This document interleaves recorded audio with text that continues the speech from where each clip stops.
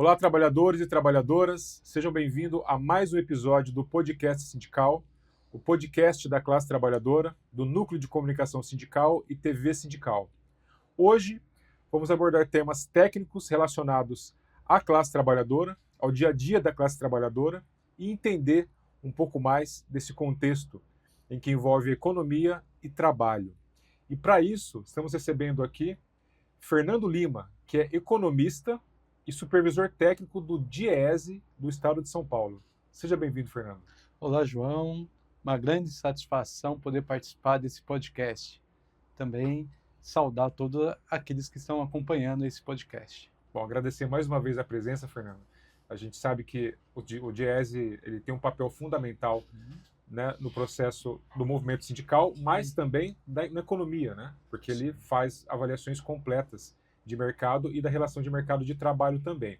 Então, só para fazer uma prévia aqui, o que é exatamente o DIEESE, Fernando? Bom, se nós formos parar para pensar DIEESE, né? DIEESE é uma sigla que significa Departamento Intersindical de Estatística e Estudos Socioeconômicos.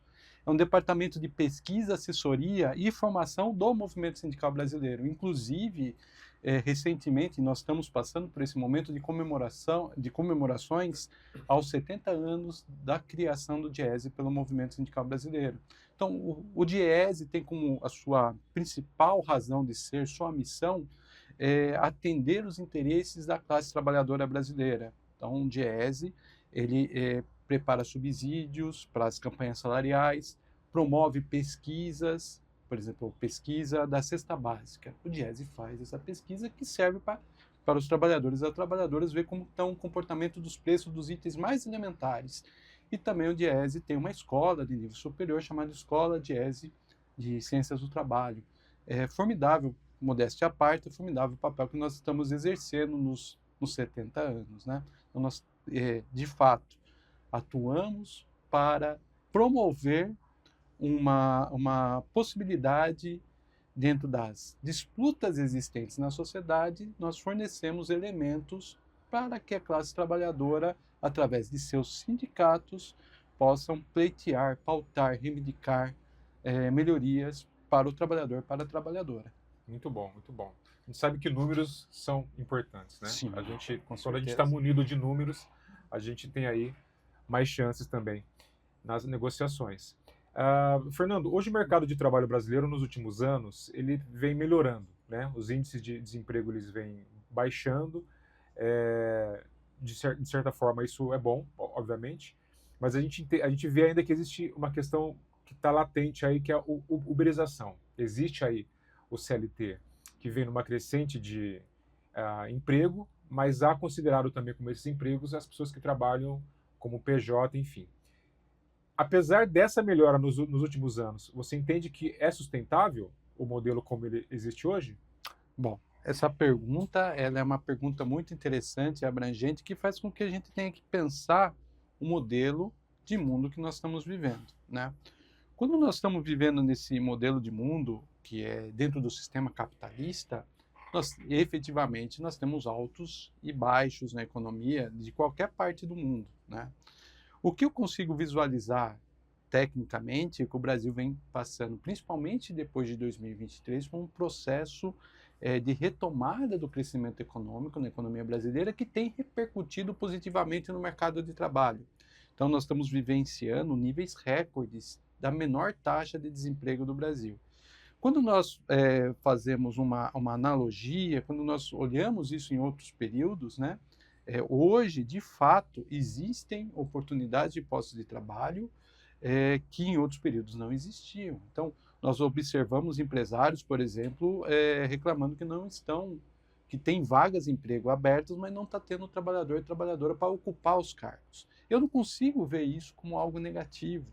Isso proporciona, inclusive, uma concorrência positiva para o trabalhador e para a trabalhadora conseguir uma melhor ocupação, né? Definitivamente, eu não consigo ver, no curto prazo, uma desestruturação dessa atividade econômica que nós estamos tendo aqui. Por exemplo, o ano de 2026, a economia brasileira tende a crescer, sim, um ritmo menor do que foi no ano de 2025. As novas formas de contratação, que é chamada, por exemplo, como modernização das relações, esses termos mais bonitos, nós entendemos que são formas precárias de contratação. Isso merece, nós precisamos encontrar uma solução para que esse trabalhador, essa trabalhadora tenha uma proteção social adequada para exercer a sua ocupação. E, principalmente, nós não podemos permitir que essas ocupações venham a prejudicar as ocupações que estão regidas pelos regimes de CLT, por exemplo, que tem uma série de questões jurídicas, legais, que dão condições interessantes para o trabalhador e a trabalhadora. Mesmo assim, a gente observa que nós ainda temos um longo caminho para ser trilhado para que a gente consiga viver numa sociedade mais justa, na perspectiva, inclusive, no mercado de trabalho. Perfeito.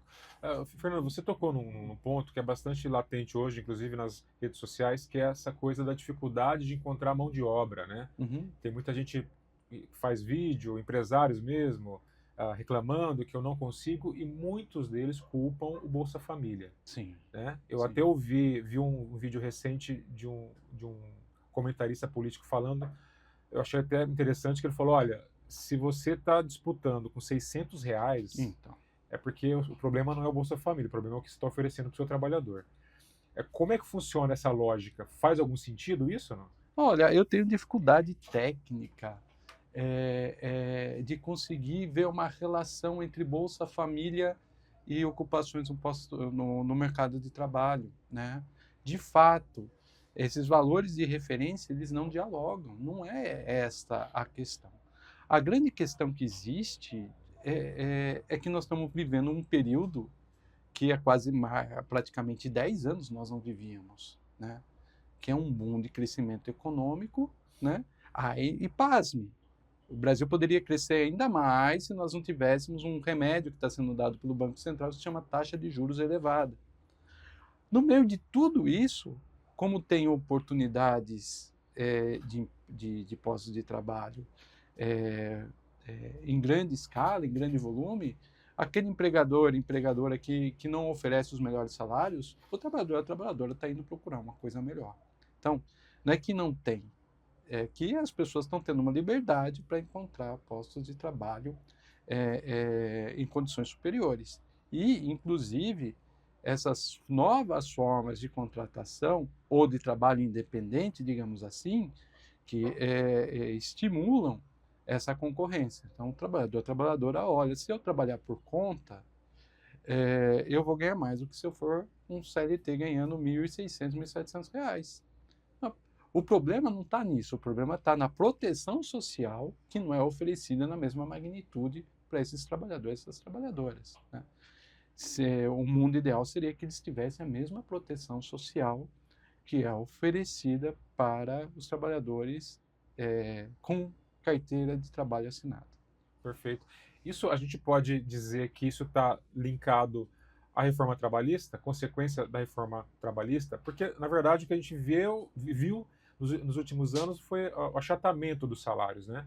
O salário mínimo tendo reajuste pífio por anos, e obviamente que isso torna-se como referência para outros salários também, acaba, né, virando escala negativa nesse caso. Isso é um dos efeitos da reforma trabalhista, a gente chegar hoje e ver salários defasados em relação a 10, 15 anos atrás? Olha, a reforma trabalhista, sem dúvida nenhuma, teve como uma das missões dela promover para os empregadores uma condição favorável para esse grupo, né? De certa forma, as desregulamentações promovidas pela reforma trabalhista impactaram-se no mercado de trabalho brasileiro, só que nós tivemos um outro fenômeno aí no meio de tudo isso, que foi a pandemia, né? Então, nós observamos um fenômeno de achatamento de salários conforme você teve, no chamado rendimento médio do trabalho. Porém, nos últimos anos, nós temos observado um crescimento desse rendimento médio do trabalho, né? A principal virtude da reforma trabalhista, no meu raciocínio aqui, na minha análise, foi promover uma piora das condições de trabalho para os trabalhadores e as trabalhadoras, né? Seja promovendo possibilidade de banco de horas individual, seja promovendo o fracionamento de férias, seja tirando o papel dos sindicatos da negociação coletiva de muitos temas, mas também fragilizando as entidades sindicais na perspectiva financeira, né? A reforma trabalhista trouxe isso e ela colhe frutos, sim, na perspectiva empresarial, né? Enfim, olhando então para essa questão, de certa forma, é possível visualizar que a reforma trabalhista achatou os salários e, como ela achatou de forma muito robusta, pressionado também pelo efeito pandêmico, demora-se um tempo para recuperar esse poder de compra da classe trabalhadora que foi corroído nos últimos anos. Sim, perfeito. Fernando, as pessoas têm muita dúvida. A política de valorização do salário mínimo, a gente sabe que ela impacta, né, na prática, a desigualdade e o crescimento econômico do país. Mas eu queria que você explicasse para a gente como que a política de valorização do salário mínimo impacta os outros salários. Tá. Né? Eu acho que essa conta é importante, porque às vezes aquela pessoa que ganha 5, 6 mil reais, ela não ganha um salário mínimo, ela acha que a valorização do salário mínimo não impacta o salário dela. Mas na prática a gente sabe que não é assim que funciona, né? Sim. Em primeiro lugar, nós estamos comemorando 90 anos de salário mínimo. É um instrumento legal dos mais importantes desse país, né? Imagine se não existisse o salário mínimo, por menor que ele seja, por mínimo que ele seja, por mais problemático que ele seja, né? Imagine se ele não existisse. Imagine que se, por exemplo, tem colegas economistas que falam que tem que deixar livre pela lei do mercado, oferta e demanda de mão de obra, e que não precisaria existir um salário mínimo. São centenas de estudos que comprovam o contrário. Isso é sereno da nossa parte para nós que defendemos os interesses da classe trabalhadora. A política de valorização do salário mínimo, o que ela diz? Ela, diferentemente de outros períodos, principalmente, pasme, de 2017 a 2022, que passou o governo do golpista Temer e do Bolsonaro, o salário mínimo praticamente não teve aumento real.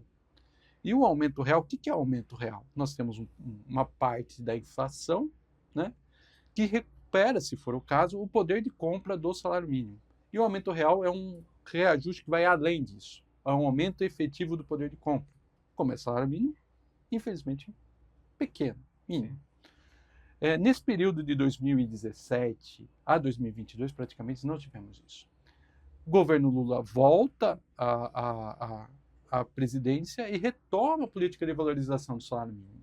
E por que ela é importante? Porque ela garante que, se a economia brasileira crescer através do indicador chamado PIB, que é a soma das riquezas produzidas no país, vai ter garantido o aumento real do salário mínimo. Isso é muito positivo, né?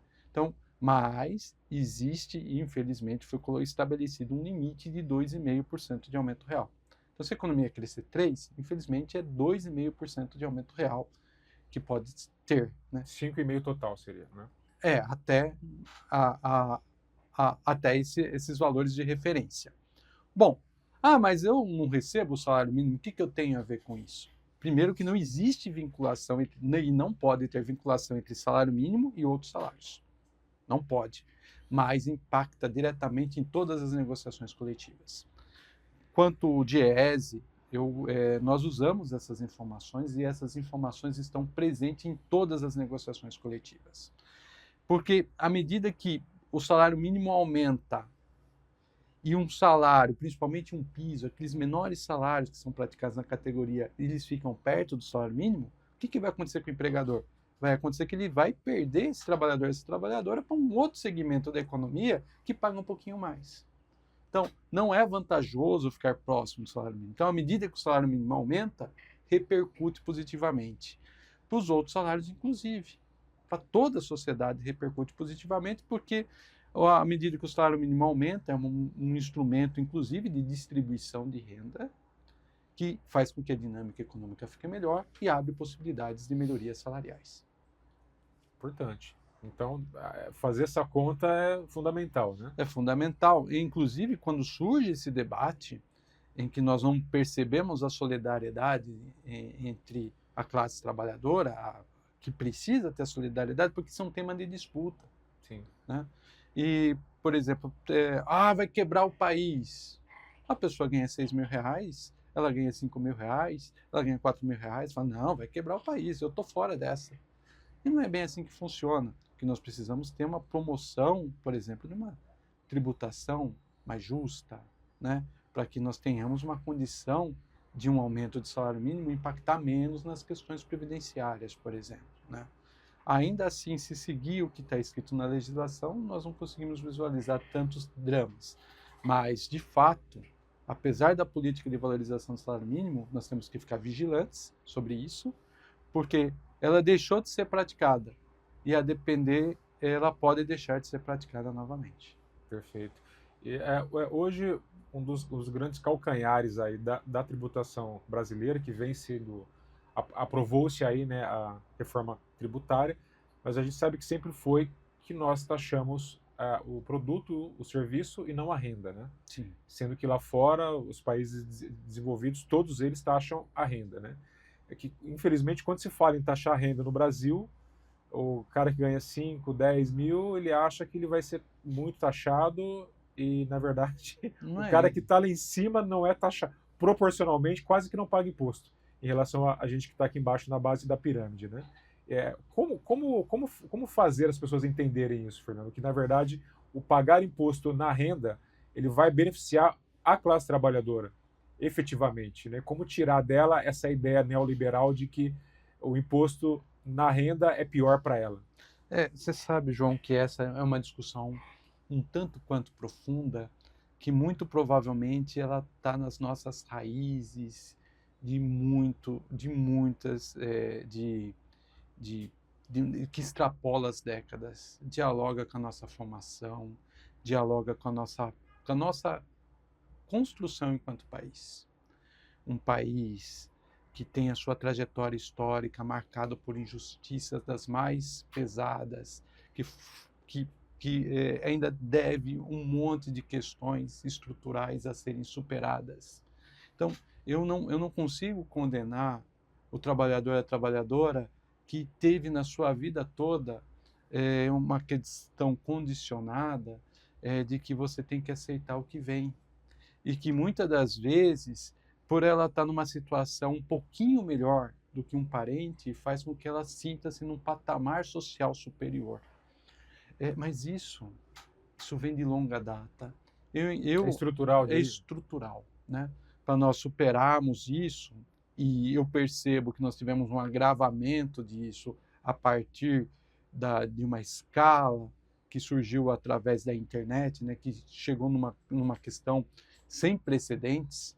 Inclusive, nós estamos desfrutando dela agora, porque se não fosse a internet, provavelmente nós não estaríamos aqui, nós poderíamos estar num veículo convencional e provavelmente você não iria fazer essa pergunta para mim, né?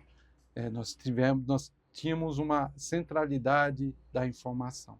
Hoje nós temos uma dispersão.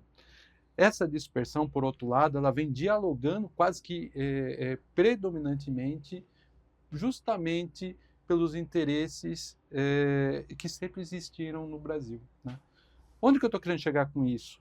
Eu estou querendo falar que vai ainda um tempo, mas tem que discutir, tem que conversar, tem que mostrar, tem que ilustrar. Só que num país que tem uma memória traumatizada, a pessoa tem medo. E para aqueles que deslumbram alguma coisa, o que o neoliberalismo oferece parece cativante, mas é para 1%.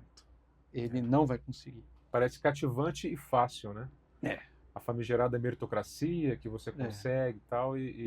João, eu gosto de fazer, quando eu tenho oportunidade e estou conversando com os trabalhadores de uma maneira mais abrangente, eu gosto de fazer a seguinte pergunta, né? Quantas pessoas milionárias você efetivamente conhece? João, conhecer de apertar na mão, saber o nome, conviver. Saber o nome. João, eu não conheço nenhuma. No meu meio social, sou filho de operário, Não conheço nenhuma, cara. Nenhuma. Idem. Não é estranho isso? É. Nós não estamos inseridos no meio deles. Exatamente. E se nós tentarmos, muito provavelmente nós não vamos ser aceitos. Tem esse ponto também. Sim. Né? E é um fenômeno interessante, fazendo aqui um parênteses, que se você pega uma pessoa que teve uma ascensão social, ela ganhava 1, 2 salários mínimos, ela está ganhando 20, 30, ela se coloca numa posição que ela não está. Então ela acha que ela está mais perto do cara que ganha 200, 500 mil, que é o rico, do que o trabalhador que ganha 2 salários mínimos. Né? E ele está muito mais perto do trabalhador que ganha 2 salários mínimos. Sim. Ele tem que entender que ali é o lugar dele. Ele é classe trabalhadora. Né? Se você vende a sua força de trabalho, seja um médico, um dentista, um psicólogo, enfim, um advogado, e está nesse patamar de 20, 30, 40 mil, você é classe trabalhadora. Porque se você parar de trabalhar, você não consegue sobreviver. Com certeza. Né? Então, às vezes, essa falta de consciência de classe, da famigerada consciência de classe, que cria essa confusão social, que muitos acham que estão em lugares que não estão, ou querem chegar em lugares que nunca chegarão, que tem isso também. Mesmo com renda. Isso, e eu vejo que é uma sacada terem colocado isso no senso comum. No senso comum, a palavra é essa. Porque, de certa forma, está garantido para que já tem. É um instrumento você utiliza a massa. De controle, de controle, sim. Olha só. Você não consegue porque você não se esforça. Se esforça que você consegue. Morre tentando, mas não consegue. Quando nós olhamos o rendimento médio, né, é a minoria da minoria da minoria, né,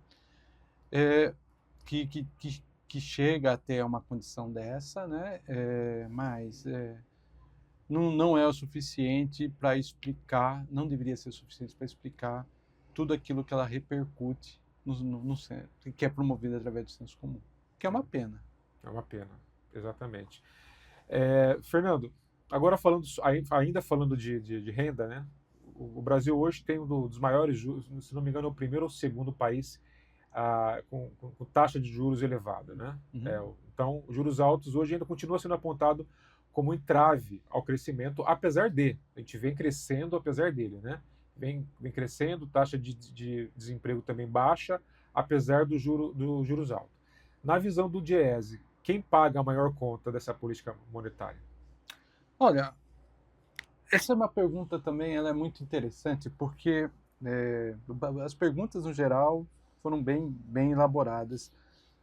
Porque eu gosto de fazer uma seguinte analogia quando eu vou falar de taxa de juros. Né? Se nós imaginarmos que a economia fosse um corpo humano, fosse equivalente a um corpo humano, quando a atividade econômica tá forte, seria equivalente, por exemplo, a uma performance física forte, um atleta. E, de vez em quando, nós sofremos algumas lesões e na economia também é similar. Então, a atividade econômica forte pode ser que gere um efeito colateral, que é a inflação. Né? E o que poderia ser feito? Primeiro que nós não estamos tendo nenhum tipo de inflação desenfreada, mas sempre se tem um temor disso. Então, o que poderia ser feito? Poderia ser feito um aumento da capacidade produtiva do Brasil. Ou nós darmos o que eu chamo de um medicamento. Esse medicamento seria aumentar a taxa de juros. Então, tratar juros como fosse um medicamento é interessante. Por quê? Porque ele vai cumprir o papel de desacelerar a economia. Mas qual que é o problema? Assim como o corpo humano, você tem que acertar a dosagem do medicamento. E de vez em quando, você ir observando a reação que esse medicamento dá. Então, por exemplo, a taxa de juros alta no Brasil começa a repercutir sim na atividade econômica do país. Ou seja, isso é um fato. E eu observo a taxa inflacionária do Brasil está dentro já da meta estabelecida pelo Conselho Monetário Nacional, que inclusive o Banco Central faz parte. Então, olhando, eu posso já ajustar esse medicamento muito amargo que é a taxa de juros.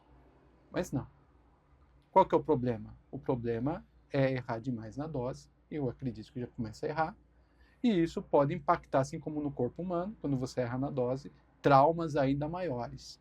E onde que entra o trabalhador e a trabalhadora no meio de tudo isso? É ele e ela que vai sofrer as consequências. Um exemplo simples de como impacta na vida do trabalhador e da trabalhadora. Se uma pessoa quiser fazer um financiamento da casa própria agora, vai pagar juros maior. Financiar, mas vai pagar mais caro pela casa? Não é isso. A casa custa a mesma coisa, só que você vai pagar mais. Para quem é trabalhador ou trabalhadora, R$ 100 numa parcela pode inviabilizar o negócio. 150, a pessoa normalmente trabalha no limite da parcela dela. Aumentou a taxa de juros, vai aumentar o valor da parcela. Opa, não vou comprar casa. Começa a impactar a construção civil. Mas o que tem a ver com construção civil? Menos operário, menos operária. Mas menos cimento, menos produto metalúrgico. Está entendendo a lógica? Sim. Uma cadeia, né? Uma cadeia, um empresário. O empresário está lá e fala, opa, deixa eu trocar o meu maquinário aqui. Ele vai trocar, ele vai olhar e falar assim, opa, tenho essa taxa Selic aqui, que é a menor, é a base. Isso faz com que eu tenha que ter, porque normalmente, assim como nós, da classe trabalhadora, o empresário também não consegue comprar à vista. Ele compra a máquina num sistema muito bem elaborado para que a própria máquina pague. Se for bem feito, se der tudo certo, Sim. a própria máquina paga e também gera lucro, junto com os trabalhadores que estão lá trabalhando. Né? Aumentou tudo essa equação, ele fala assim, opa, pode ser que o mercado não aceite esse valor necessário. Não vou comprar a máquina. Então é um remédio muito amargo. E ainda assim a economia brasileira está crescendo. É um fenômeno interessante. Espero que no período próximo a taxa de juros definitivamente baixe. Importante também, quem está acompanhando, saiba que o Banco Central é um organismo independente. Ele tem decisões autônomas. Assim foi estabelecido pelo governo Bolsonaro. Então, isso você entende que foi um erro? Eu também vou voltar aqui. Vamos fazer eu prefiro tratar certos temas dessa forma, porque eu imagino que todo mundo vai entender. João, vamos fazer de conta que você vai passar por uma cirurgia. Vamos tratar a economia como fosse o corpo humano, por mais que não seja. Porque o corpo humano é tão complexo ou mais complexo do que a economia. Então você vai passar por uma cirurgia no joelho. Quando você vai passar por uma cirurgia no joelho, por exemplo, é o ortopedista que faz a cirurgia. Mas não tem um outro especialista lá chamado anestesista? Tem. Se for preciso fazer preparações cardíacas, onde que eu estou querendo chegar? Esses especialistas, eles têm a liberdade para conversar entre eles e chegarem numa melhor decisão. A partir do momento que eu tenho um Banco Central independente, institucionalmente, eu não posso fazer com que o presidente da República possa sentar com o presidente do Banco Central e falar o seguinte, presidente do Banco Central, vamos diminuir a taxa de juros, que eu vou segurar em um outro lugar. Eu vou diminuir o meu gasto. Eu vou, em vez de eu gastar ali, eu vou segurar. Ou o ministro da Fazenda fala assim, olha, eu vou diminuir um imposto, por mais que agora a gente tenha a reforma tributária, eu vou diminuir um imposto, vamos ver o que vai acontecer. Não pode mais ter esse diálogo permanente de movimentos econômicos, porque nós temos uma política tributária, nós temos política fiscal, nós temos política monetária. A partir do momento que você deixa a política monetária isolada, você está tratando de uma forma, eu entendo, não orquestrada. Então eu entendo que foi um erro. Sim. E aí você não consegue discutir o problema de igual para igual e também com poder de negociar mesmo, né? Você fica... Sim.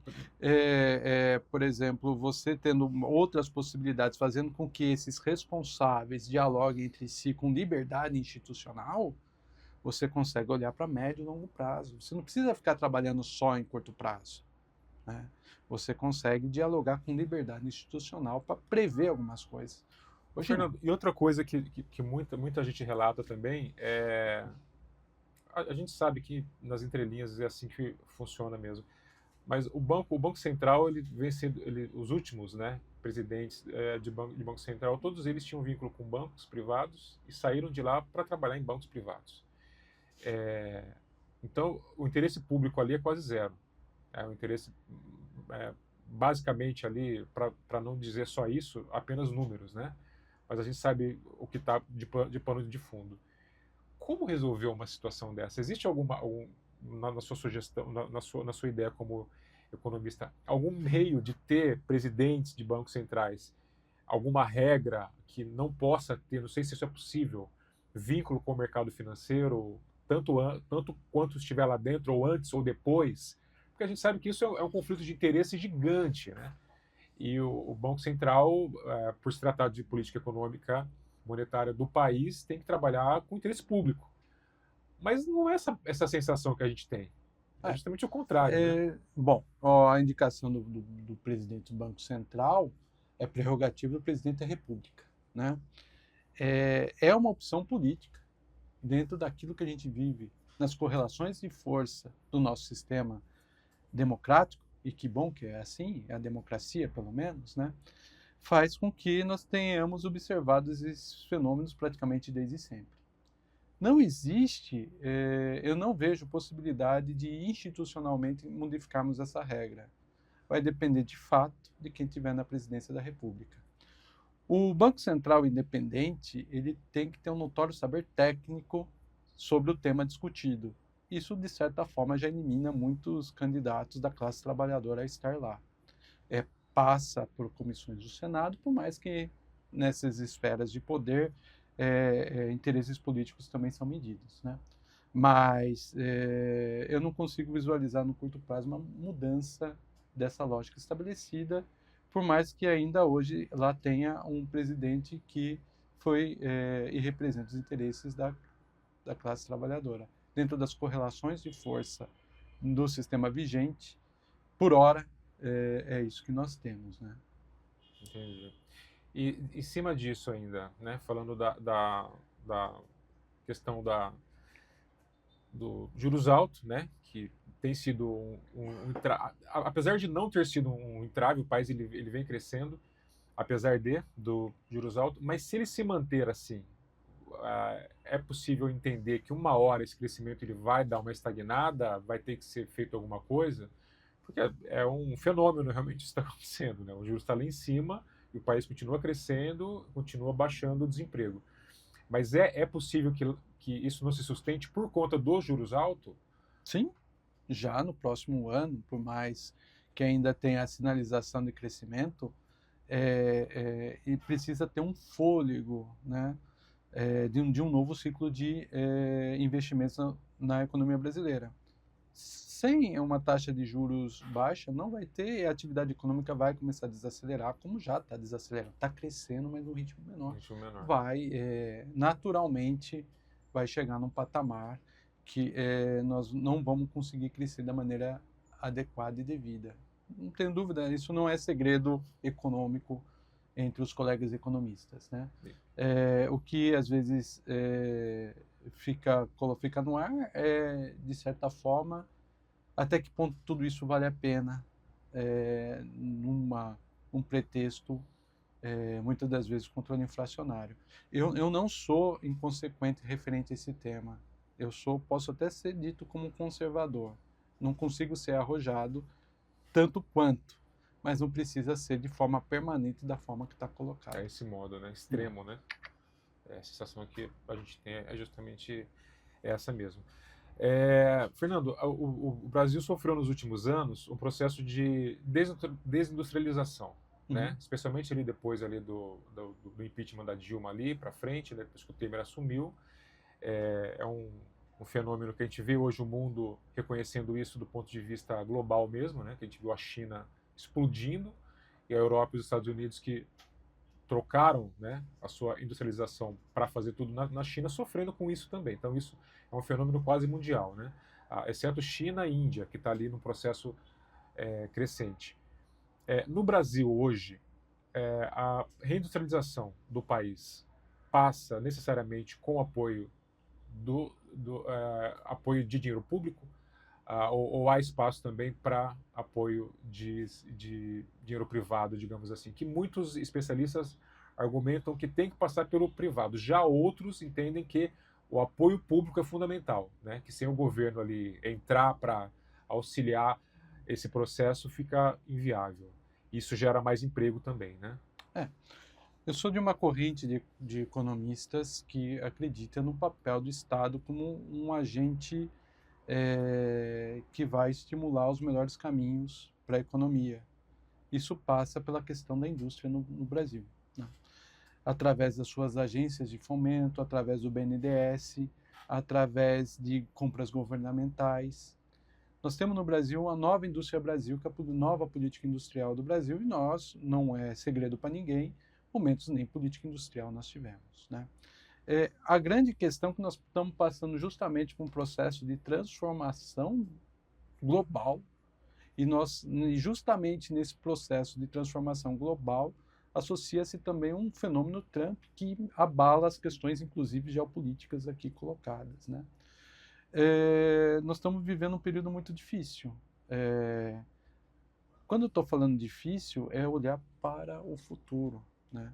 É um momento que o governo tem que atuar de forma enérgica para que a indústria nacional continue sendo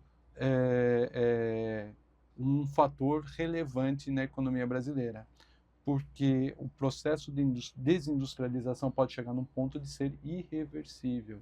Setores desaprendem a fazer determinados produtos e fica inviável economicamente fazer um investimento para ter uma indústria nova depois que ela foi descontinuada. Irreversível? Chega ao ponto praticamente irreversível. Irreversível. Nós temos alguns exemplos, né, na literatura. Gostam-se muito de citar o Chile, gosta-se muito de citar a indústria automotiva, por exemplo, na Austrália, que ela deixou de existir, né? Então, nós precisamos sim olhar com atenção a questão industrial brasileira, e nas negociações coletivas essas questões são levadas em consideração, mas aí que fica estranho, e que, mas ele está falando que merece atenção, está ruim. Ainda assim, nós verificamos performance econômica, essas empresas conseguiram ter resultados nos últimos anos. As negociações coletivas foram positivas, tivemos aumentos reais. Não é porque existe um desafio colocado que isso inviabiliza aumentos salariais. Essa é a grande questão. Quando nós estamos olhando para de longo prazo, né? Aumentar a produtividade de uma maneira efetiva, nós estamos falando de médio e longo prazo. Isso não inviabiliza o que está aqui. O que inviabiliza o que está aqui, por exemplo, é a taxa de juros alta, que faz com que a iniciativa privada por si só sinta-se muito mais desafiada a fazer um investimento próprio para uma modernização fabril. Exatamente. Então isso é um processo que a gente tem que pensar no hoje e no amanhã também, né? Com certeza. Especialmente no amanhã. E Fernando, ainda sobre esse tema, o papel do sindicato, né, nesse processo todo que a gente falou aqui, econômico e até de reindustrialização também, aonde que ele entra? Olha, vou até sentar aqui, me ajeitar, porque o sindicato é um instrumento de luta da classe trabalhadora, mas extrapola a questão da luta. O sindicato é um representante reconhecido por Constituição, reconhecido por documentos internacionais, reconhecido inclusive em tratados de direitos humanos, dos mais elementares que existe. Quando existe uma discussão de uma política pública, por exemplo, é papel do sindicato ou da estrutura sindical representar os interesses dos trabalhadores nessas discussões ou fazer-se para isso, ou lutar para que seja ouvido, né? Recentemente, os sindicatos estavam na frente do Banco Central aqui na Avenida Paulista na luta contra a taxa de juros. Por quê? Porque está defendendo os interesses da classe trabalhadora, né? Então, o papel do sindicato extrapola a questão salarial, que é formidável. O papel central do sindicato continua sendo salarial? Continua. Melhores condições de trabalho? Continua. É o dever dele, da entidade sindical. Mas extrapola, é a busca por uma melhoria na sociedade como um todo. Então, quando o sindicato observa uma condição social inadequada, ele fala assim, mas está fora da fábrica, está fora do local de trabalho, não tem nada a ver. O sindicato tem papel, sim, de fazer a interferência política necessária. Então, eu vejo que o sindicato é uma entidade abrangente, grande, que vai dialogar e vai representar o interesse dos trabalhadores. Os empresários têm os sindicatos deles, os trabalhadores também precisam ter o sindicato falando por eles. Exatamente. Individualmente nós não conseguimos. É uma pena que, infelizmente, os sindicatos vêm sofrendo muito, especialmente depois da reforma trabalhista, né? Sim. E é um sofrimento contínuo, porque eles apanham o tempo todo, né? E fazem muito, né? Fazem muito. Só que o trabalho ele não é reconhecido, muitas vezes porque não é visto também, né? E já como você falou, o sindicato patronal são super unidos, né? E receita eles têm bastante também. Tem. Só do trabalhador a trabalhador entender que os empregadores têm sindicato já é um ganho para a gente, porque daí ele vai ter uma sacada de que, opa, mas eu não sabia que eles tinham sindicato. Então, essa é uma luta permanente da representação e permanentemente os sindicatos dos trabalhadores sofrem golpes e outros golpes para que ele seja desestruturado. Sendo desestruturado, tem um porquê, é fragilizar. Justamente, deixar vulnerável, né? Para que os trabalhadores não tenham as condições adequadas que ainda estamos pleiteando. Exatamente, o básico. Fernando, uma satisfação muito grande tê-lo aqui, viu? Obrigado, Foi João? uma aula. Imagine, Eu tenho um monte de pergunta para fazer aqui, que eu vou deixar para as próximas, para a gente ter mais episódios aí. Queria agradecer a sua presença aqui em nome do DIEESE também. Sim. E dizer que a porta do Núcleo de Comunicação aqui da TV Sindical está sempre aberta para esclarecimentos da classe trabalhadora como as suas. Obrigado, João, pela oportunidade. Gostaria de saudar as entidades sindicais que financiam o DIEESE. Não posso deixar de citá-las, né? Sim. O DIEESE é mantido pelo Movimento Sindical Brasileiro. O Movimento Sindical Brasileiro é esse que vem sofrendo ataques depois da reforma trabalhista. E assim como o movimento sindical vem sobrevivendo, o DIEESE também vem. Nós estamos inseridos nesse meio. E venceremos, com certeza. Com certeza. Muito obrigado. Obrigado você de casa que acompanhou a gente.